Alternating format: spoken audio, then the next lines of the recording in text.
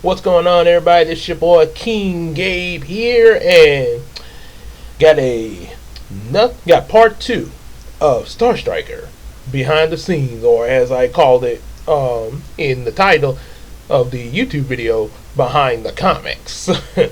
That might sound a little odd there, but that's what I called it. So, for part two here, we're going to be looking at what would have been issues 7 and 8 had it been published, but got the rough draft for it right here.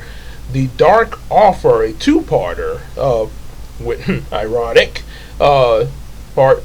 Issue number 7 is part 1, and issue number 8 is part 2 of this Dark Offer. I think originally it was going to be titled The Strike of the Shadow Samurai, but then it got changed to this. But this two-parter does introduce Sword Girl. Yeah, so had this been put into publication, we would have got Sword Girl in the 2017 Star Striker comic series, as well as also we would have possibly got the introduction of probably Brian. Well, Brian was already in it, but Brian becoming Target later on after this. And I guess in a way I kind of was like, I don't know, maybe it's one of the reasons I may have went into something else, maybe because of the fact, usually I would have Brian become Target right directly after Samuel becoming Star Striker, and then, like Sword Girl and so on and so on, but yeah.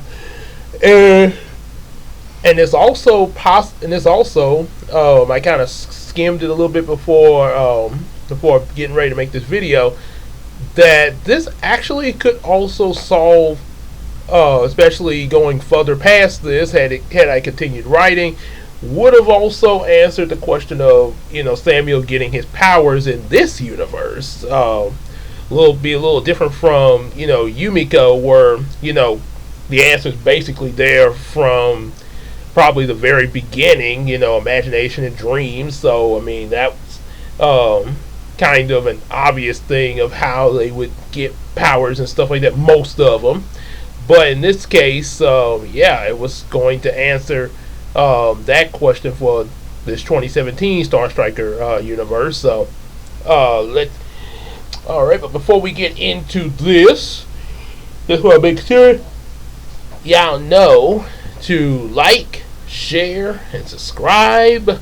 Also, get our available books, much like the Star Striker books that are published and all of our other books, as well as also support us on that Patreon, just like your boy AJ the Supreme, Big Sis Casey, and Iceman Universe. Go! And also hang out with us on Discord and Facebook, and we can sell each other some stuff on that Macari app.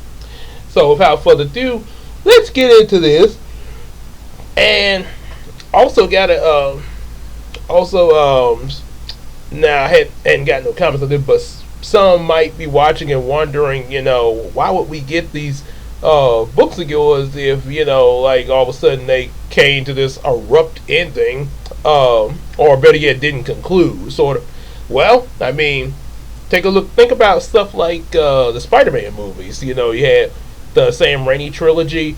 Now, in a way, you could say it kind of that kind of concluded. It did somewhat feel like an ending, but it still left me up in the air with what was going to happen with Peter and Mary Jane after the death of Harry. And that was also the whole thing of the Andrew Garfield movies after Gwen died. What possibly was going to happen after that. And now we got the MCU, Tom Holland, Spider-Man, and all that. So, which is planned to continue going because MCU. But yeah, it's kind of like that. I mean, because they did that whole multiverse thing with Tom Holland meeting Andrew Garfield and Tobey Maguire. So, in the event that there's some, which I do plan for, a big multiverse thing with Yumeko, because I actually had planned something like a multiverse story from the very beginning when I first started writing all this. Even I think possibly even with Heroes of Dreams, it sort Heroes of Dreams kind of dabbled a little bit with a bit of a multiverse thing. So yeah, it's definitely something. Which is one reason why, like I say, we talk about get the available books and everything, because you never know what from the previous books that's come before, like basically Star Striker, Brown Chronicles, the Yumeko's comic universe, anything like, or even Bubblina. Of course, that would be with Christina's permission, but any of those, could possibly result in some big multiversal thing that could happen in the current series that's being written now. So, yeah, like I say, that's sort of like, hey, don't miss out on what came before. That way you be like, oh yeah, I remember this from when he wrote that, and so on and so on. And who knows? Now, like I say, like I say, I know I'd be saying I'm going to talk about Heroes of Dreams. So it's got, like I say, going through quite a bit before I get to it. But there could even be some stuff, as a friend of mine say, that could get retconned from Heroes of Dreams, and which I'm pretty sure a lot of people know what that means. But just in case there's some that don't. One thing, I think what they say with retcon, and let me look up a definition. I kind of know it from what I've heard, like how people have used it. But I just want to make sure I got the exact. Here we are. Okay, so retcon, usually in a film or television series or other fictional work, a piece of new information that imposes a different interpretation on previously described events, typically used to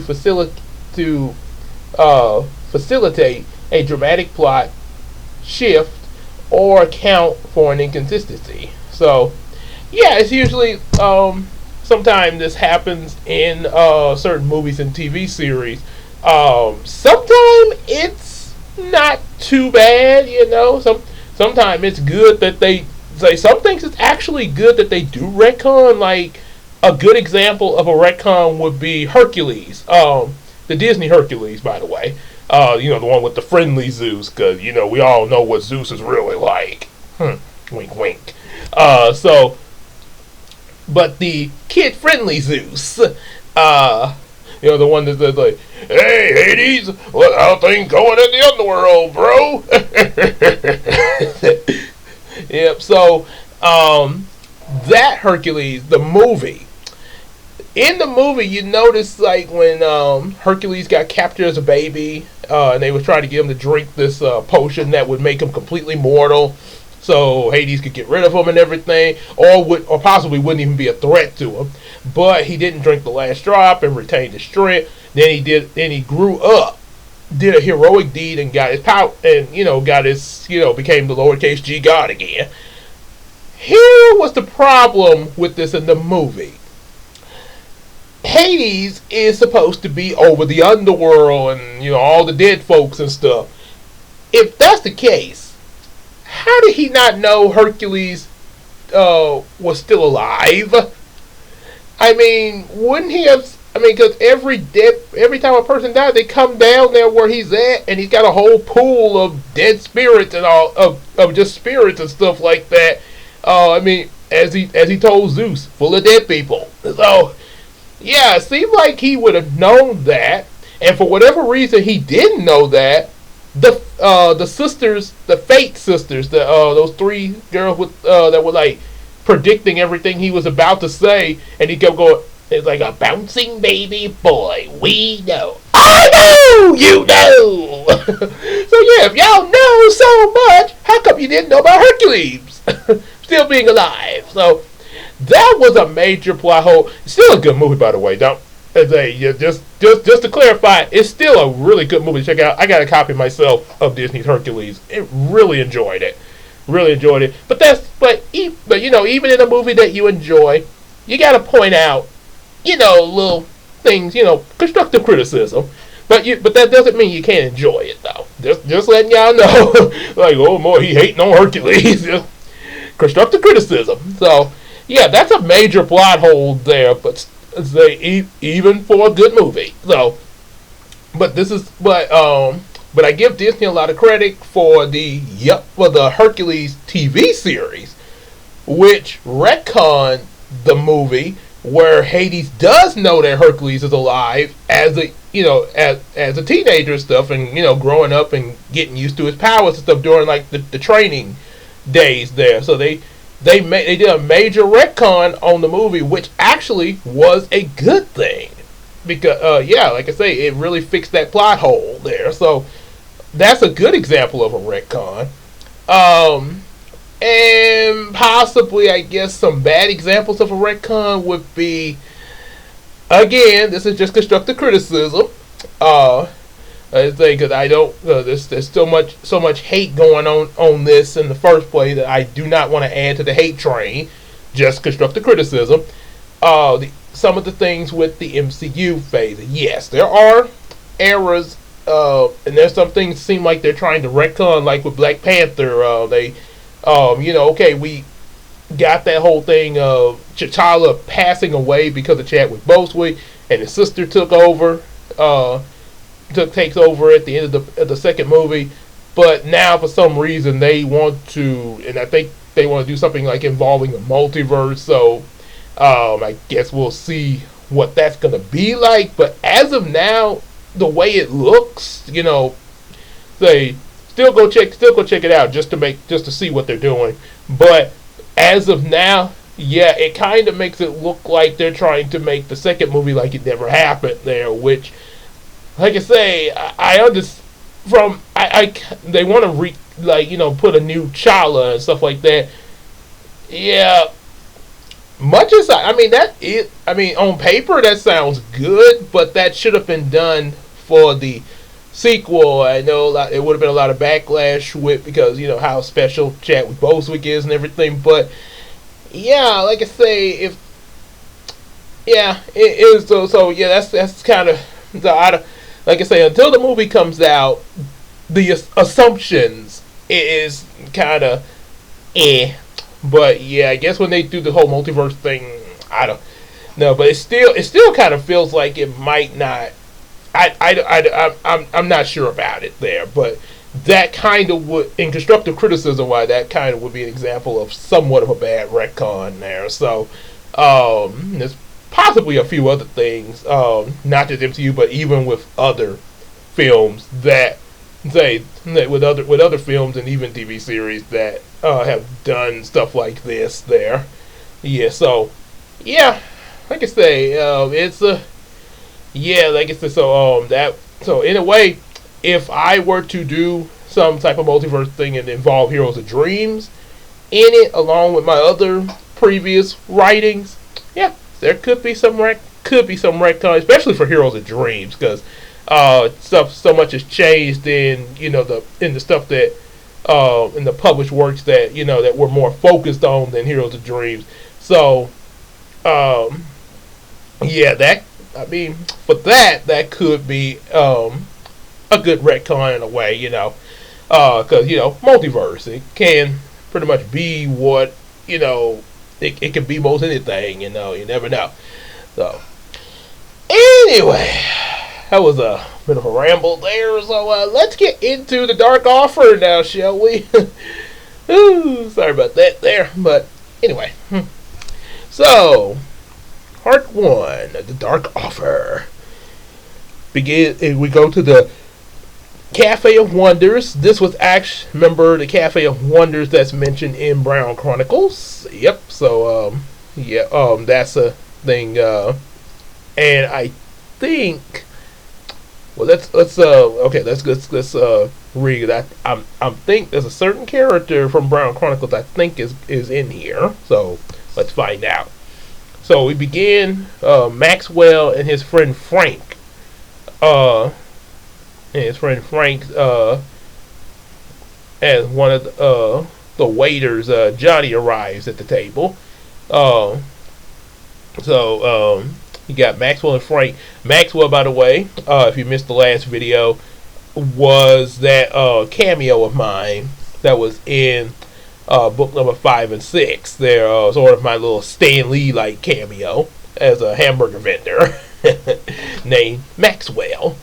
Also, another thing about Maxwell, when we did Brownie reactions here on YouTube on the Brownie Brown YouTube channel, that was a neighbor that Brownie had. There was a neighbor that Brownie had named Maxwell, and people thought he was Chris Rock because he looked just like him. And originally, I was thinking of it actually being Chris Rock living next door to Brownie, but then changed it to, okay, he's just a neighbor that just looks like him, and also sounds like him. Like, hey, who threw my fruitcake in the trash? Who does that? So, yeah, there was that there. So anyway, they're talking about what happened at the zoo back in issue number 5 and 6. They about about Star Striker and his battle with Sia. They described the costumes and stuff like that. He's like, well, I'm telling you, Frank, it was crazy. I had just gotten to my post and thought I'd do the Stan Lee voice just for a little fun. Like, I had just gotten to my post and there's this sneak woman that crashed into my car. Then she went to fighting these 2 kids dressed as superheroes. Well, what did their costumes look like? Well, there was this, oh, excuse me a second, Frank. Sorry about that. I dropped a penny on the floor. Excelsior! So, well, the girl was in black and pink with a DS on it there. It stands for Diva Say. That's what she, I think that's how she introduced herself. And the boy was in blue with a yellow cape and star. The one with the star, Star Striker. That would be Johnny. Like, he's the kid that saved the people at the Channel 9 News Studios. I'm not sure who the one in the pink and the black is though. Like, oh, he must be a new one. And turns out Sheila overhears the conversation because they're at a table nearby with Samuel, Brian, Angela, and Monet. And Sheila, like, looks like the buzz about Star Striker and Diva Slay is spreading.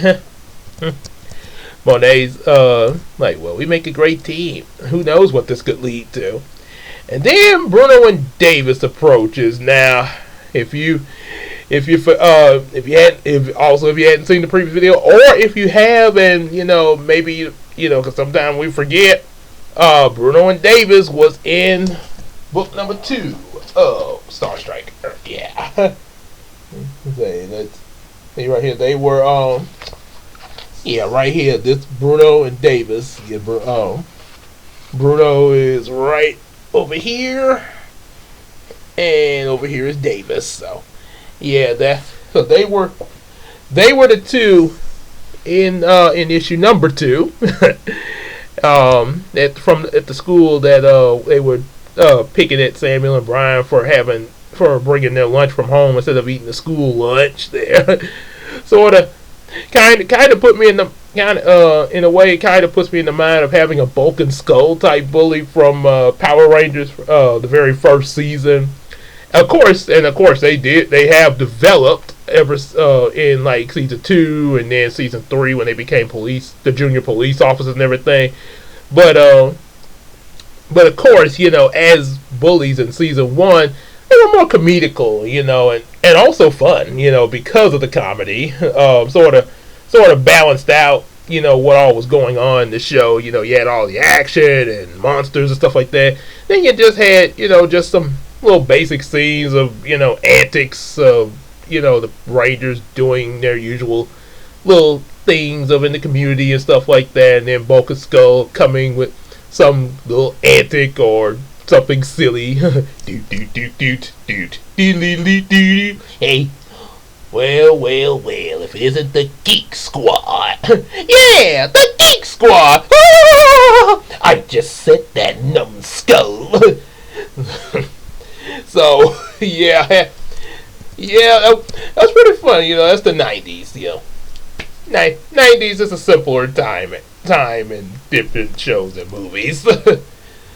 Yep. So so then we have so then they start talking about the possibilities of making a superhero team in the future. And that's when Bruno and Davis come up. Like, ha! Mr. Dweeby Pineapple Head forming a superhero team. They call him Pineapple because of Samuel's hair. Yeah. What a joke. Yeah, that'll be the day. Guys, it is possible for anyone to become a superhero. Oh yeah. Oh yeah. Just not you two. Then they look over at Angela. Like, of course because she's pretty. Well, as a certain reviewer say, they don't want to look bad in front of the pretty French girl. Wee wee. Hey, now, you could make a beautiful superhero assistant. And just like assistant. And Bruno's like, hey, yes, but beautiful, very beautiful, gorgeous even. Yeah, because she kind of got a little upset when she said, like, assistant. Hey, so basically, and Monet's like, so basically, you're just saying that Angela is eye candy for you. No, Monet. You got it all wrong. Angela's more than that. You see, as a beautiful superhero assistant, Angela, hear me out. Angela would be the reason that a guy like me could rise up and become a real superhero. 10 times better than that lucky newbie star, or whatever his name is. Star Striker. And as a real superhero, I would have saved you, my lady, and everyone else in half the time it took that other guy. Of course. Wow. And they're just like, wow. You really know how to make a girl feel good about herself. What a gentleman you are. And what would your name be, Mr. Real Superhero? Shoot, maybe that'd be the name. Mr. Real Superhero. Stand back, villains! I am Mr. Real Superhero! Dun dun dun! Dun dun dun! So, Bruno says, I would be known as the mighty, brave, strong, and good-looking defender of justice. My name would be... And just as he's about to say it, Ellen calls... let's see. Let me scroll down a little bit. Hey. Okay, let's see. Okay.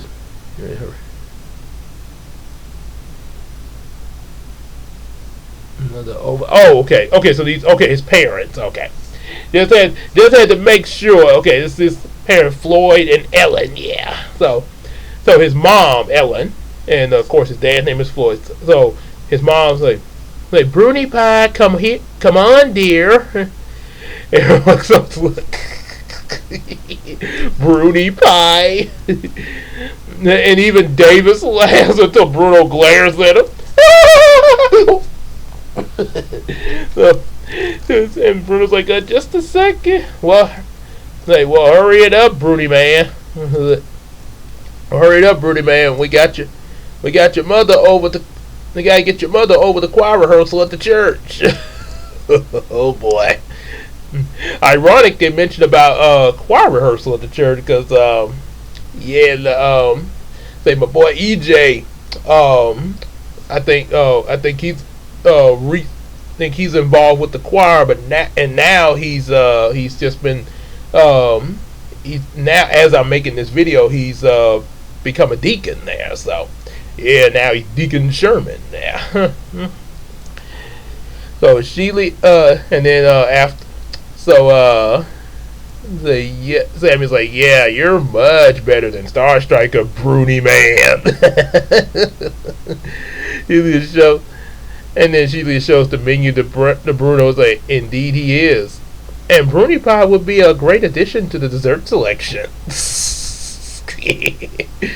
and everyone laughs as Bruno just storms off, pulling Davis with him. Hey, and he whispers to Davis, "Don't tell anybody about this moment. My lips are sealed." So, meanwhile, this is going on over in Bethany, Louisiana, which is actually where my grandmother was brought up in under with her parents. My great grandpa Kid and great grandma Goody.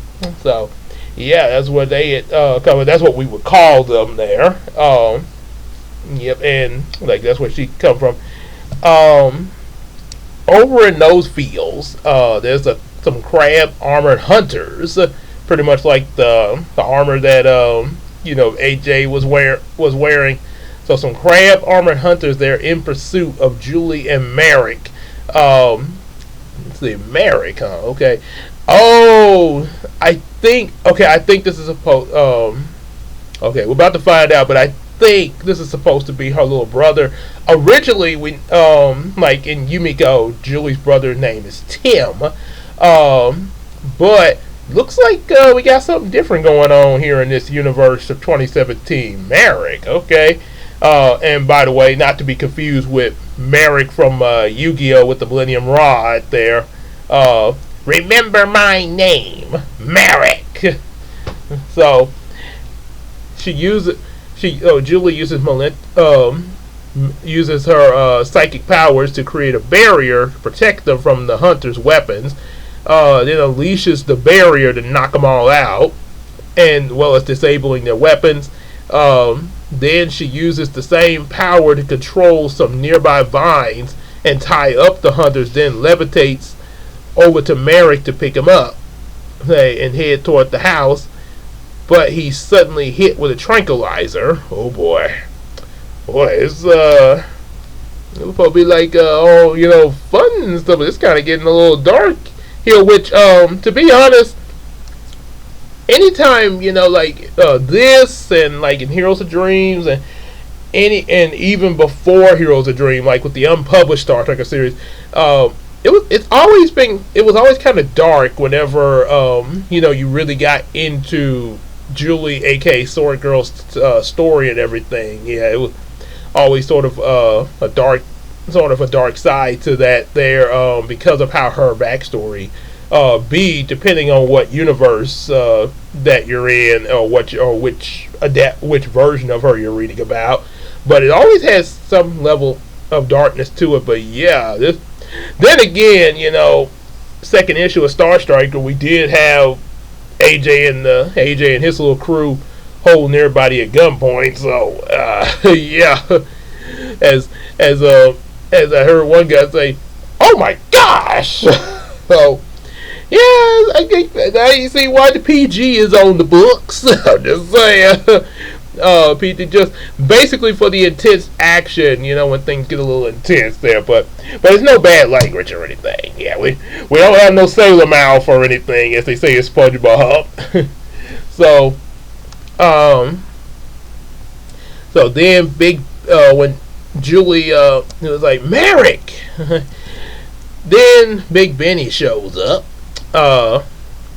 Big Benny from the second issue as well, the one who House, Monty, and Guy were reporting to, and he's also the one that called AJ to deal with things. Big Benny's like, relax, young lady. He's just taking a very long nap. So while he's resting, I have an offer to make that you cannot refuse. Sets Merrick down and faces Benny. He makes a sword appear in her hand from her mind. This is also another thing, which I think she probably might have this ability in Yumeko. But there is such a thing. I actually looked this up with psychic powers, where you can actually what they call you can actually materialize things out of pure psychic energy. So pretty similar to Green Lantern with his power ring. But instead it's psychic energy. So she makes a sword appear in her hands from her mind, saying, "I beg to differ." And another reason I did it like this, which again, it could be we could have this also its ability in Yumeko. Now, of course, there she already has some physical swords that she uses. In this case, I was wanting to make it like what happens if some reason Julie's out somewhere or something happens and she doesn't have access to any physical swords. So this is where her powers kick in. So she charges at Big Benny with her psychic sword. Benny summons a cluster of nanites to form a full body crab armor suit similar to what the Hunters and also AJ had, and a sword to block Julie, and they go at each other in a sword fight. Back at the Cafe of Wonders, Marcus arrives. Oh yeah, Marcus is in there. Say my boy Marcus, friend of me and kind of cool with me and EJ at the library and everything, kind of friend of ours. And he was also in the Brown Chronicles. Make sure y'all check that video out where I talked about the 2 Brown Chronicle comics there, the 2 issues that I had of that series. He made an appearance in that. So yeah, but matter of fact, I think he's even seen it too. So Marcus arrives with everybody's orders while they're still laughing about earlier. Like, so what are you kids over here laughing about? And Sammy's like, fruity pie. She kind of elbows like, Sammy. Yeah, Samuel kind of got a little mischief in him there, sort of, and they say sort of kind of a bit, and they say a bit witty, a little bit tricky. Marky's like, oh, I get what's going on. He's like, y'all been messing with somebody there, but just remember the old saying, it's all fun and games till someone gets hurt. So make sure y'all don't take the joke too far, okay? Yeah, that is a thing, we all of us, we like to playfully tease, just, have a little fun, even with our friends, we make little jokes and stuff and have a good laugh and stuff. But they always say, be careful. As the top of my head say, some jokes are funny. Yeah, and it's fun. But not everything. So something you gotta be careful not to take things too far, as they say, as Sherman said in the festival. Like, okay, now you got me. And he kept on going, which led to a very emotional scene. So. So Marcus say, okay, got it. He hands them. So apparently they were just waiting for their orders there. So here you guys go. And also a reason Marcus was in here, and also in Brown Chronicle, but mostly in here. He was kind of gonna be like the Ernie of the series there. Ernie from Power Rangers. Yeah, he's kind of like their Ernie here. God rest his soul as well. So he's like, here you guys go. Best cheeseburgers in Shreveport. I tell you the secret ingredient, but my competition might hear and try to steal it there. Yeah, watch out for plankton.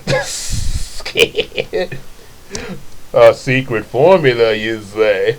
I'll get that secret formula from you, Marcus, and rule the world. I guess he'll be prepared. So, anyway, so yeah, he says competition by trying to hear it. So and as for Samuel, he say, for you, Sammy Prince, my basic but extremely juicy burger patty, say 100% full beefy flavor, served with a fresh steaming hot bun and our signature open sesame seeds. Oh yeah. Sesame, yeah, I love me some sesame seed bun. And one thing, and of course it's mentioned, it's like Angela's like, Samuel, you're the only boy I've seen that eats a plain hamburger like that. Now about that, now yes, I eat cheeseburgers now. Yeah, I love me some a good cheeseburger. And like when we had the Krabby Patty, both me and EJ, I it's been a while since I did that, but for that review I did with cheese, tomato, and lettuce. And I have, and like I say, I have eaten it like that before. It just been a while since I did, because then I just started eating just meat, cheese, and bread and the cheeseburgers. But of course I don't do pickles or anything like that there. But just basic cheese, lettuce, and tomato. Yeah, I'm cool with that. But back when I was a kid, like Samuel, I didn't. I just ate plain burger, just the meat and the bread only, meat and the bun. So yeah, I was kind of picky with that there, and yeah, I remember growing up, going to like McDonald's or Burger King, ordering just like I just want a plain burger, just meat and bread. After so long, if they saw me come in there, it was like, oh yeah, you want the plain burger, yeah. So they kind of, but see now, I guess if I were to walk in there now, it's like, no, I want a cheeseburger. He wants it, but you said a plain burger years ago. Who are you? So yeah, it'd be kind of a big shock there if that changing that drastically. Yep, but yeah, like I say, as of now, yeah, cheese.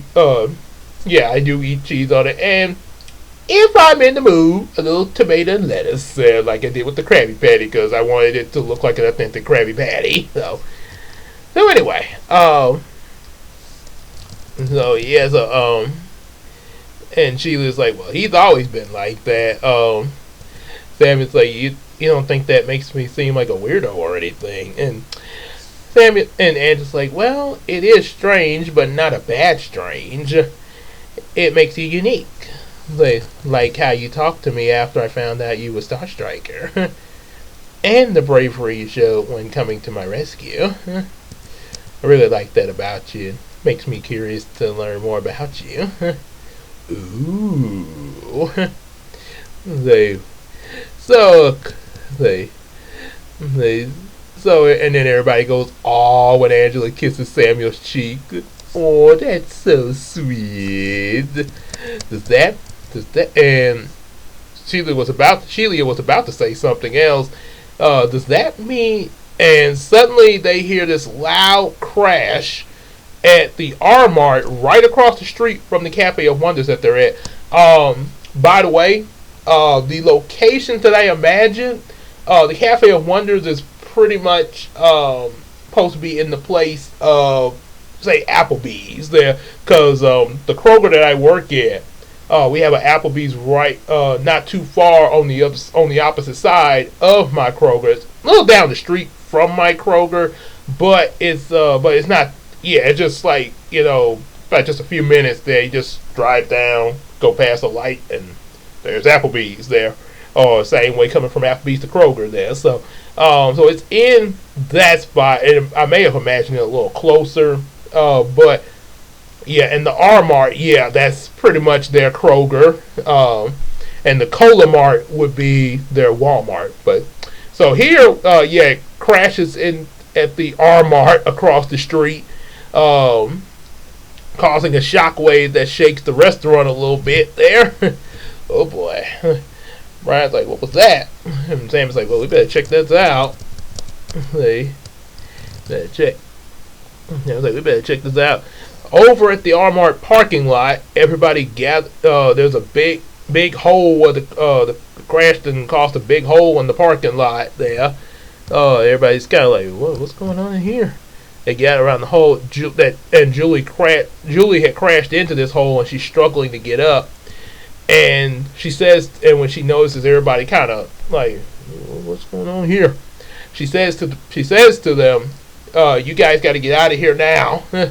Then Big Benny appears. Like, how noble you are, trying to save these people. But it's a shame that while you're protecting them, you won't be able to save the ones back at home. and Benny fires a laser at Julie with one arm, but she blocks it with the barrier. Everybody quickly, gets out like, ah! so Benny chuckles and he fires. They uses his other arm to fire a taser that vanishes and appears behind Julie, hitting her in the back. Then, taser kind of stings her, causing her to lose focus of her barrier, allowing the laser to blast her into a nearby truck. And she gets back up and tries to take the taser out her back, but the electric shock goes through her body there. Not sure exactly how that happened. Benny got some serious advanced tech going on here to get around. Don't get me started if Slade from Teen Titans had this type of technology. Ooh boy. Kind of giving me some Teen Titans Slade vibes here.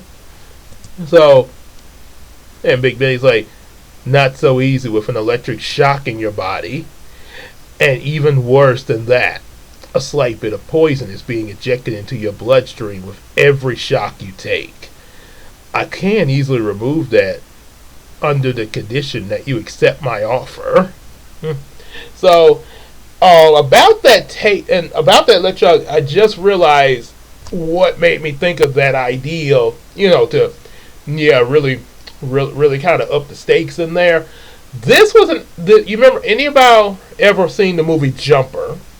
Both me and Big Sis Casey have seen this. And I mentioned this to her when I was writing this. Like, oh yeah. So we both seen the movie Jumper. Because as a matter of fact, when me and Casey did role playing with Static Shock, Casey came up with a character that was actually a jumper in Static Shock, and there was another character she came up with that was supposed to be the daughter of a Nazi the Spider from Africa there. So going back to Jumper, for those of y'all that don't know, it was a movie with these people that they didn't have like psychic powers to levitate things, but they were able to pretty much teleport all over the place, pretty much instant transmission like they do in DBZ. So they had that ability, and there were these there was this group of people that were hunting them down. They call themselves paladins, trying to eliminate anybody who was a jumper there. And Samuel L. Jackson was I think the main paladin of the movie. He was really getting into it. He sort of had this little hairstyle going on. Ironic, because that's why I imagine Big Benny as Samuel Jackson as Big Benny here. So ironic, him as Big Benny is doing this when he's done this in Jumper. Except the only difference is in Star Striker comics, Big Benny got red hair. And in Jumper, Samuel Jackson's character there had white or whitish blonde something, maybe white hair, but he looked like a snow cone head. But Mr. Snow Cone Head wasn't no laughing matter when he was hunting these jumpers, because he would shoot these tasers at the jumpers, and that was supposed to be the jumpers' weakness, was electricity going through their body. Made it really hard for them to teleport away. Like when he did it to the main character Jumper, he's, hey, where you think you're going? I got you now. You can't go nowhere. Where you think you're going, sucker? I got you, sucker. So yeah. Ooh, so he say, I can remove that under the condition you hear my offer. And Star Striker shows up. He's like, I don't think so, buddy. And he flies in with a glowing punch, knocking Big Benny down, and Diva Slave rushes over to Julie to take the taser out and destroys it, and quickly heals her of her poison, just like she did in issue number 6 of Star Striker, when she was able to cure Star Striker from the poison that Sia injected him with.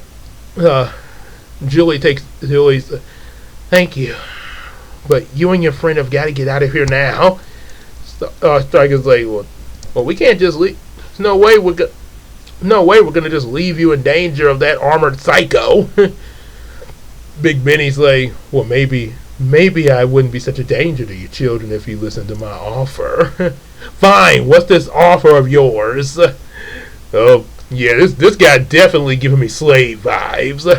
Matter of fact, I know I imagine Big Benny, I imagine Samuel Jackson is Big Benny, but I'm gonna imagine him as Slade in this position there, just for fun. Maybe I wouldn't be such a danger if you children would listen to my offer.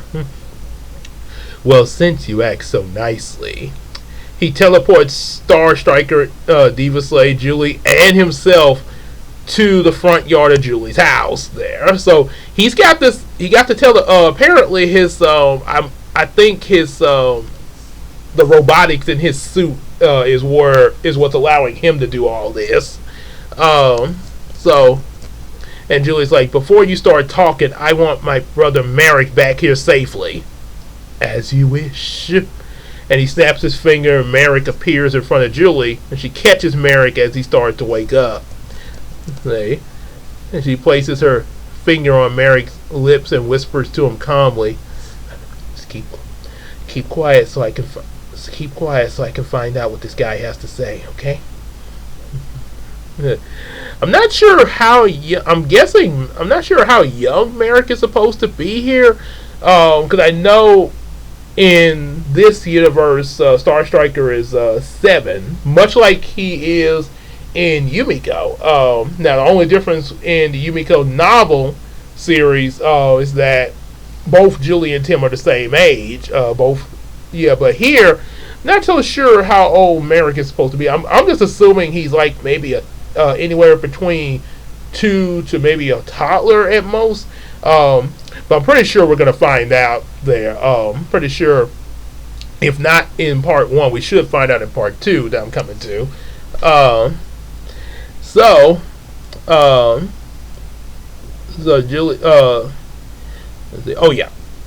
that's right. He asked what happened, and she told. That's why she told him to keep quiet there while she listens in.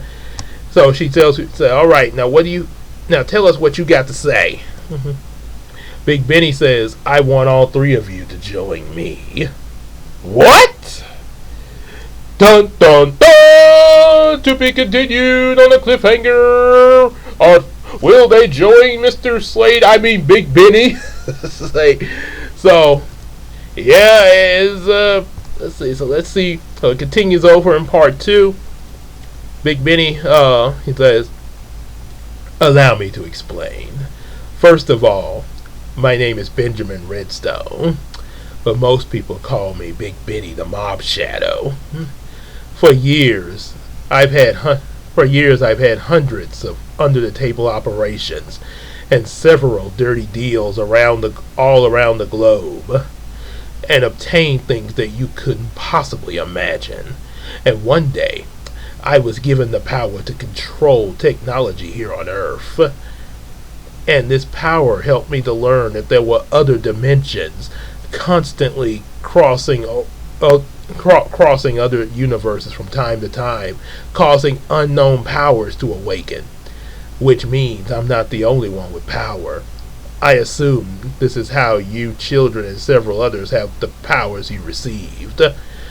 So, that right there, just that little bit of Benny introducing himself and telling what was up and everything, just that little bit of dialogue there, just explained to us not only how he got his powers, but also how people like Samuel got his powers to become Star Striker, Monet becomes Diva Slay.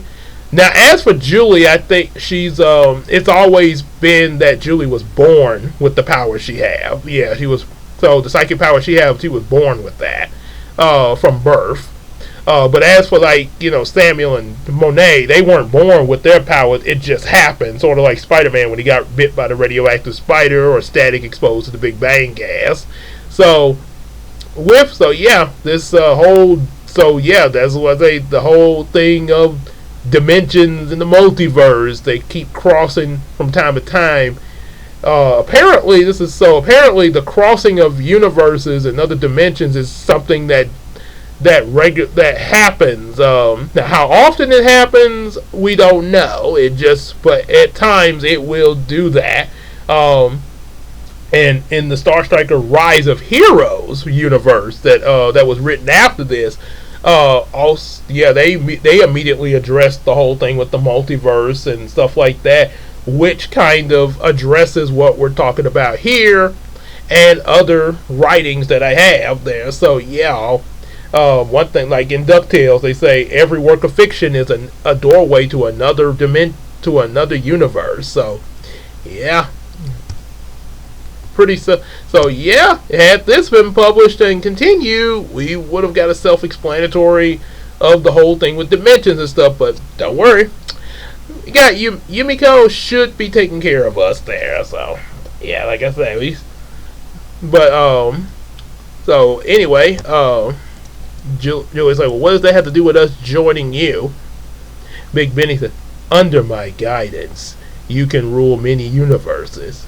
People would fear, serve, and worship us. We would be like gods. Oh, what? Okay, Mr. Serpent. Okay, Mr. Serpent in the Garden of Eden. And Star Striker, he instantly blasts Big Benny like, I don't think so. As Jesus told Satan in Matthew 4:10, you shall worship the Lord your God and only serve Him. So yeah, yeah, that's a void offer. And Diva Slay's like, which means we're not letting you or anyone take the place of the one true living God. And then Julie takes control of Big Benny's body to levitate him toward her and disable his suit. So.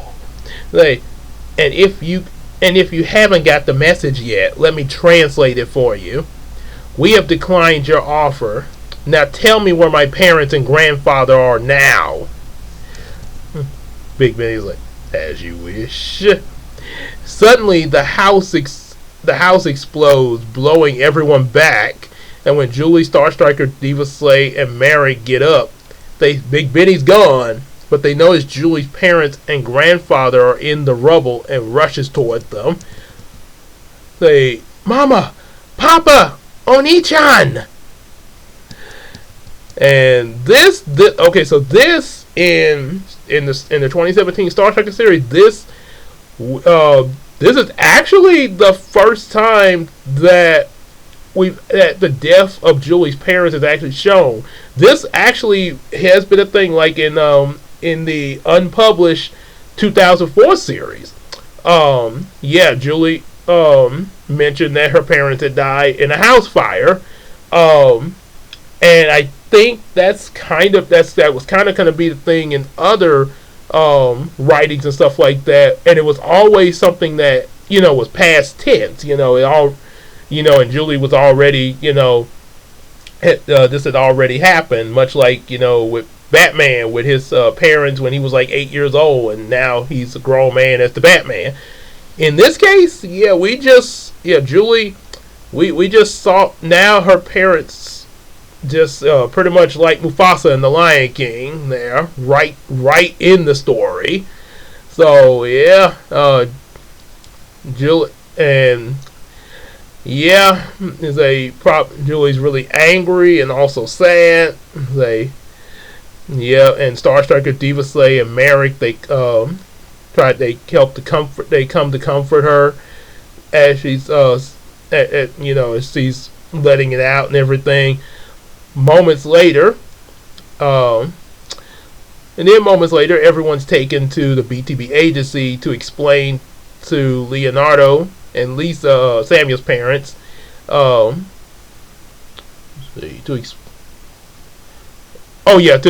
Samuel's parents, along with Angela, Brian, and Sheila, of what happened. So Julie kind of pulls herself together to kind of introduce herself to her body. Like, my name is Julie Yukoshi, and I was born in Kyoto, Japan, on September 30th, 2009. So okay, 2009. Oh yeah, because let's see, 2009. So That would make her 8 years old at this point in the beginning of in her first appearance here in the Star Striker series, since it's still 2017. So yeah, she old 2009, whereas Samuel would have been born in 2010. So she's a year older than Samuel and Monet. Just like Casey is to me in real life, she's a year older than I am. So she says in 2014 they moved to Bethany, Louisiana with her mama, papa, and Oni-chan there. And Star Trek was like, Oni-chan? Brian said, she means her grandpa. Oh, okay. Anyway, the reason we moved to Bethany is because Papa wanted to start his own farming business. When we first, that explains why they're, out in the fields and stuff. So, okay, it's not bad. Farming business.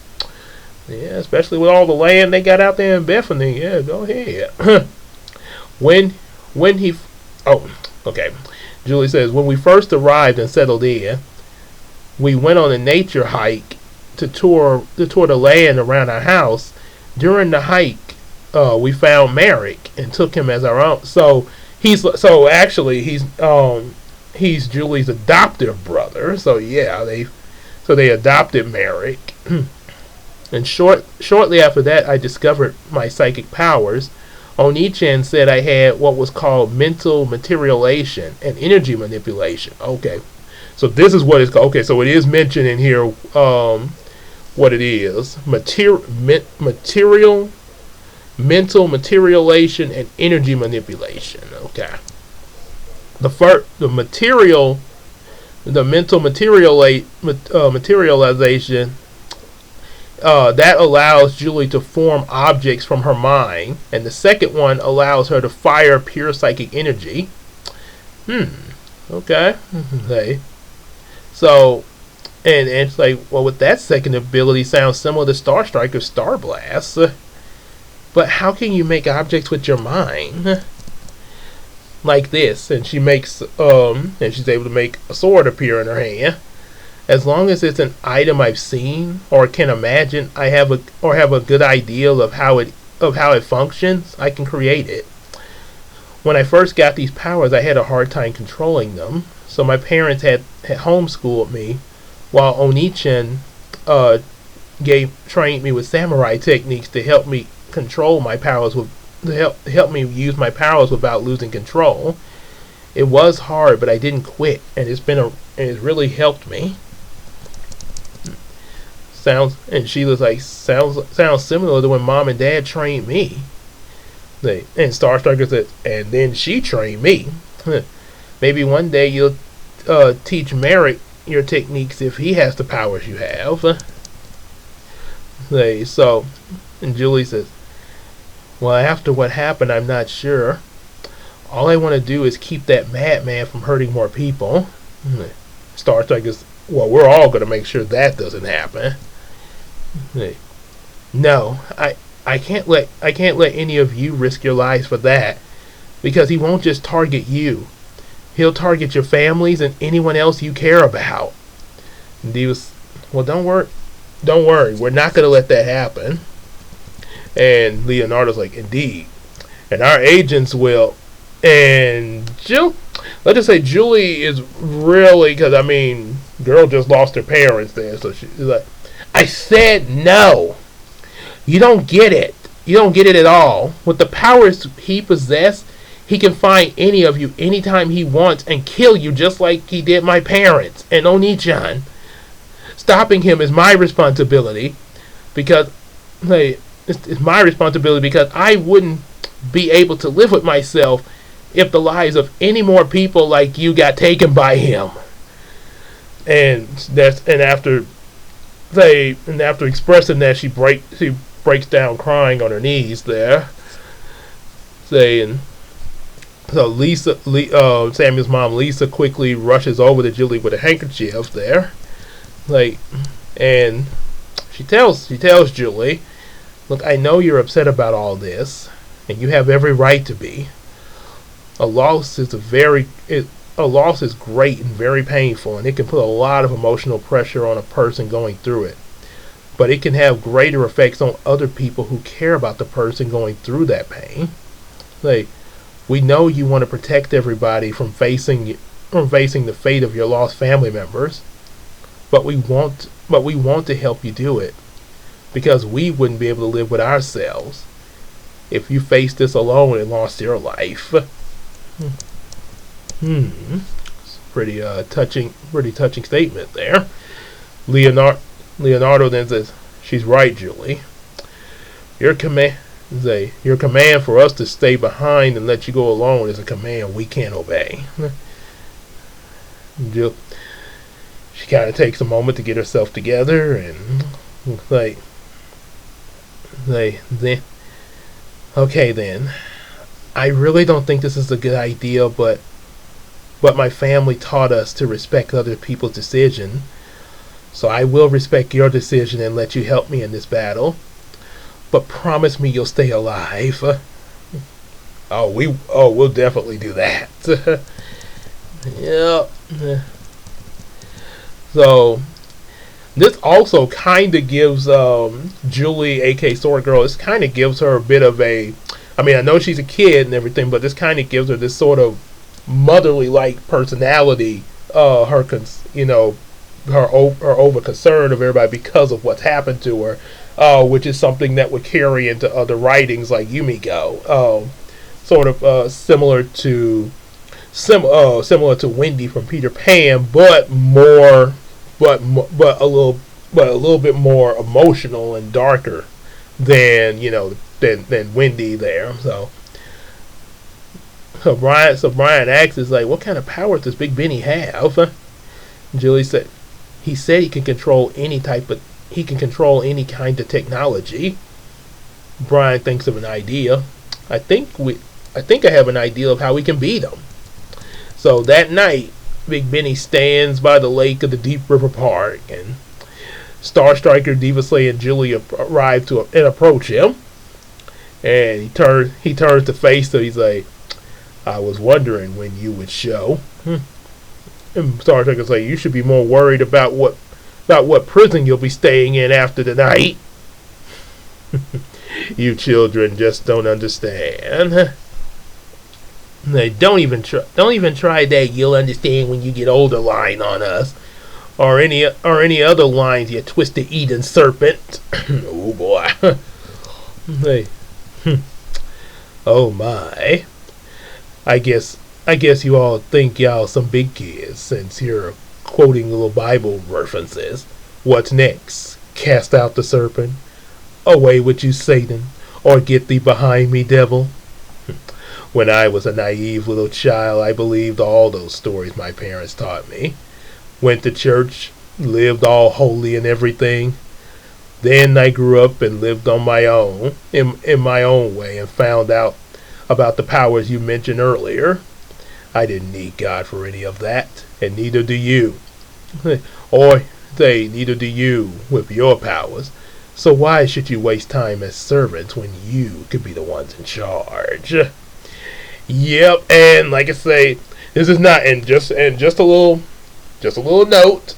Not saying that every person, because there are, I know that I ran across some people that were in the church and everything like that, and something in their life made them turn away from God. So this is not saying that everybody's going to turn out like Big Benny, not or doing what he's doing.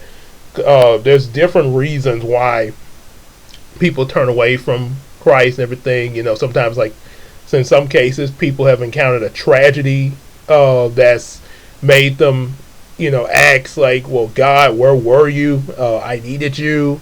Things like that.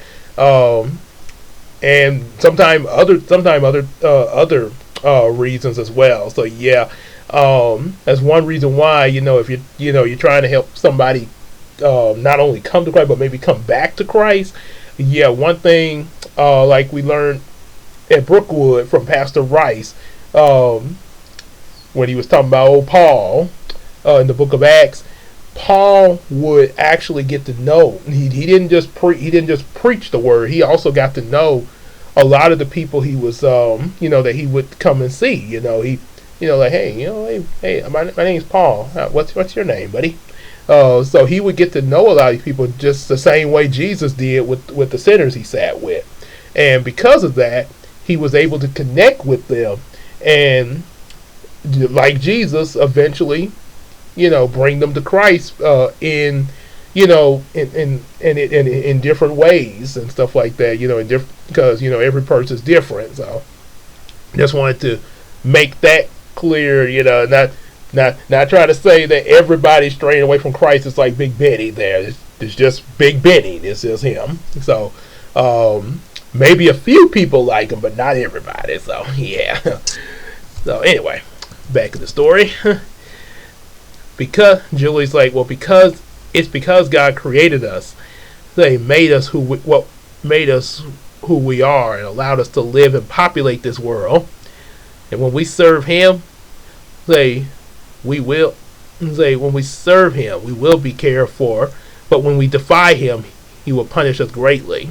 And we've seen that in the Bible with Sodom and Gomorrah. So, and no amount of power in mankind's possession makes them greater than God, because He can easily take any of that away when we use our powers for evil. Yep, He can. Yeah, He would do that, because you turn away from God. Yeah, He can take away what you got there, and He has done that.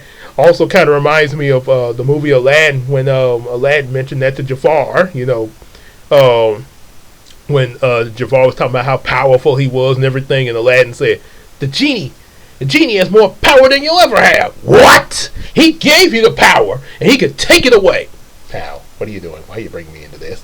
Face it, Jafar, you're still just second best.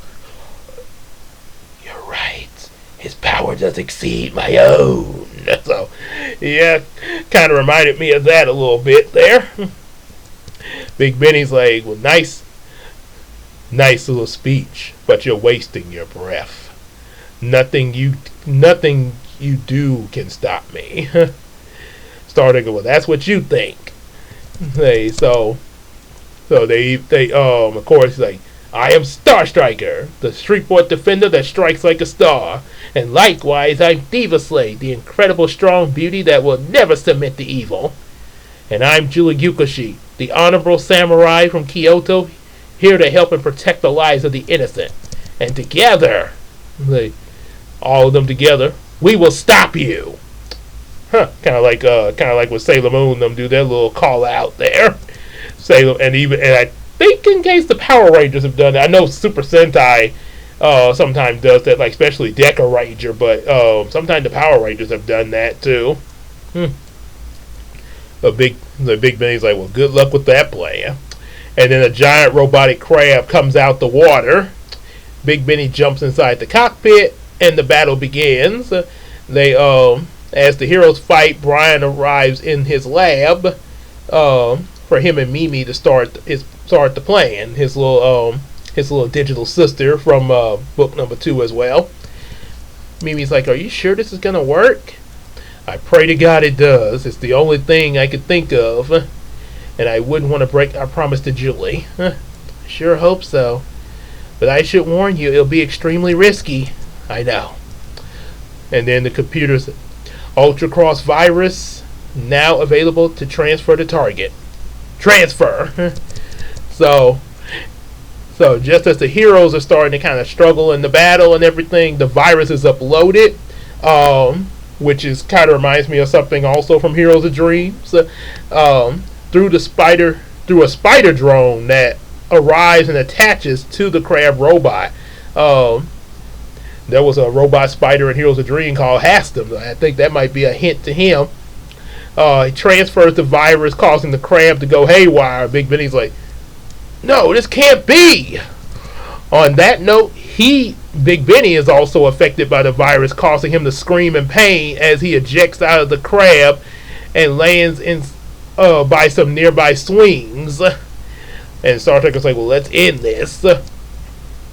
Big Diva Slay uses her hair to restrain the crab robot by his arms there. Julie helps her go back a few feet and launches helps her go back a few feet and then launches her like a slingshot. This allows Diva Slate to punch the crab hard enough to break the arms off. And after that, Julie levitates Diva Slate back to shore.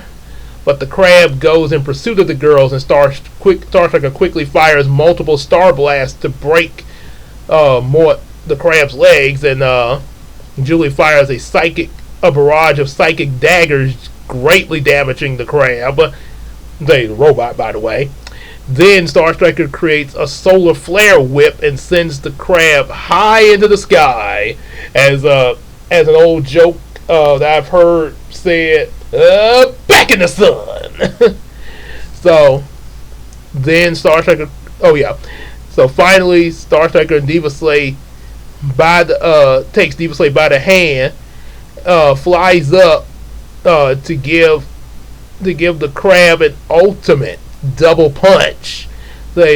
Along with Julie aiming her psychic sword at the crab, and in no time they destroy the crab.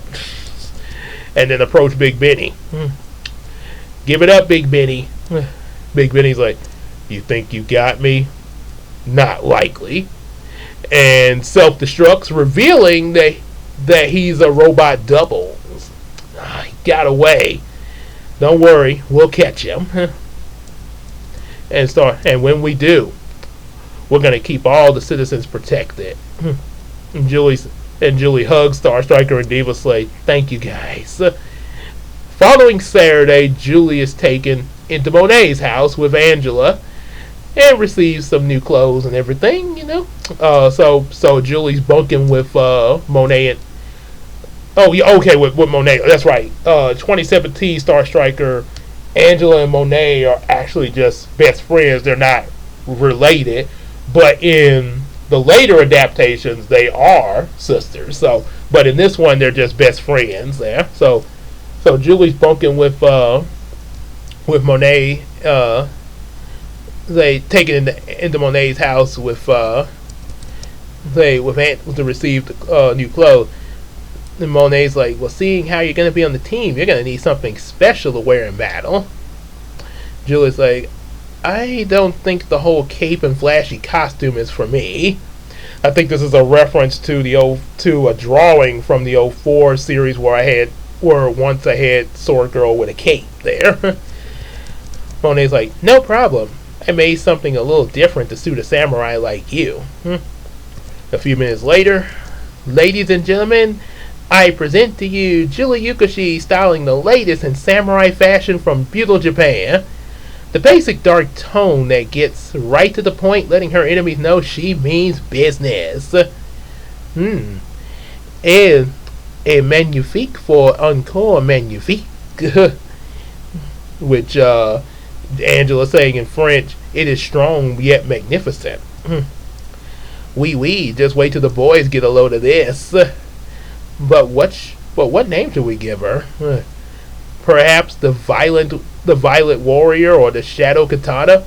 And by the way, violet referring to the color, the other sort of purplish like that. Angela's like, maybe the Violet Tiger. Julie says, sounds good, but I personally would prefer something simpler yet still creative. How about Sword Girl, the Honorable Samurai? Simple yet effective. We can work with that. Sword Girl it is.